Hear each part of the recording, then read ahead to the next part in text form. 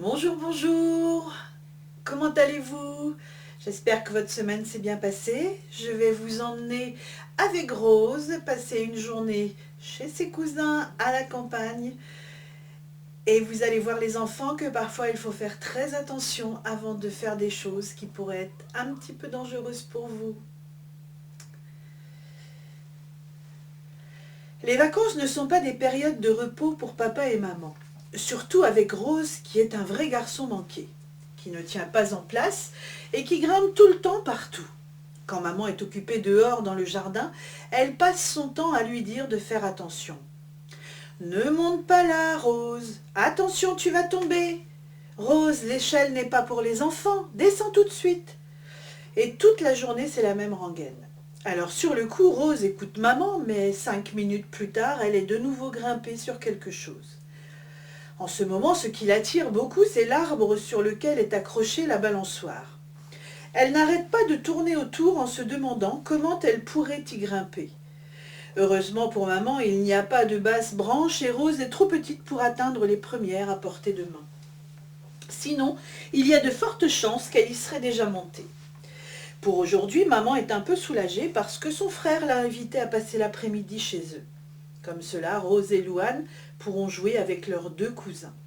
C'est surtout bien parce que le frère de maman habite une maison au milieu de nulle part, avec de grands espaces pour que les enfants puissent se dépenser. Enfin, un après-midi tranquille pour maman. Elle en avait bien besoin. Arrivée sur place, maman et les filles se dirent que cette journée tombait bien parce qu'il faisait grand soleil. Il y avait chez leur tonton un grand hangar où il rangeait les bottes de paille et son tracteur. Il y avait à côté un grand poulailler avec plein de poules et 2 ou 3 coqs. Quelques vaches broutaient derrière la clôture. Rose dit à Louane qu'elles allaient passer une super journée chez leur cousin. Maman s'installa à table avec son frère et sa femme pour boire un café, tandis que les enfants sortirent courir dehors après que maman ait dit à Rose de faire très attention et de ne surtout pas grimper partout comme à la maison. « Oui, oui, maman, t'inquiète !» dit Rose, sans même un regard pour sa maman. « Ne t'inquiète pas, dit le frère de maman. Que veux-tu qu'il lui arrive? Il n'y a aucune voiture autour et puis les grands sont avec elle. Oui, mais tu sais, Rose est une vraie casse-cou. Qu'il profite, il fait beau. Allez, arrête de t'inquiéter et savoure ce moment de tranquillité devant un bon café. » Les cousins de Rose et Louane leur montrèrent tous les coins et les recoins autour de leur maison. « J'ai une idée, dit Rose en passant devant le hangar. Et si on faisait une cabane avec les bottes de foin? Non, non, non, dit Louane. Maman t'a dit de faire attention et moi je dois faire en sorte qu'il ne t'arrive rien. Alors, pas de cabane. Mais Rose est têtue, très têtue. Et quand Louane a les yeux tournés, elle entra dans le hangar et commença à grimper sur le tas de paille. Ouh! Coucou! Regardez comme je suis grande! Louane se retourna et eut très peur quand elle vit sa petite sœur en haut du tas de paille. « Mais c'est pas vrai! Ne bouge pas, Rose! On vient te chercher! Assieds-toi et ne bouge surtout pas !» Les deux cousins qui étaient habitués à grimper commencèrent l'ascension pour récupérer Rose. « Ça y est, c'est bon, se dit Louane, ils sont à côté d'elle. Ouf! J'arrive, Rose, commence à descendre doucement, je vais te rattraper. » Non, je vais y arriver toute seule, je ne suis plus un bébé, j'ai 4 ans. Je suis grande, dit Rose, en refusant de donner la main à sa sœur.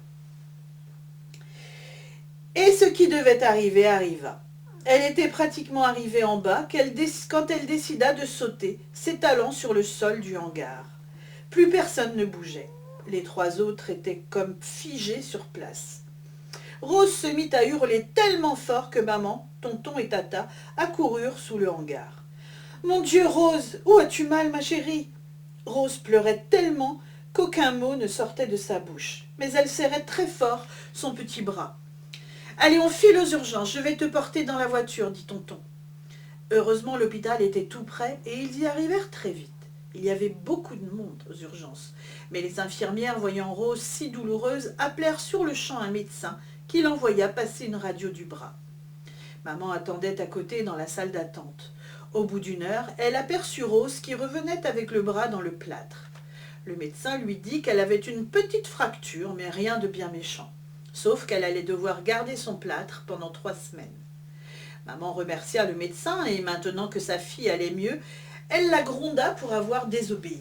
« Rose, quand je te dis de faire attention, il faut m'écouter. Tu es tout le temps en train de grimper partout. C'est fou ça. Tu n'écoutes rien. Regarde maintenant où ça te mène.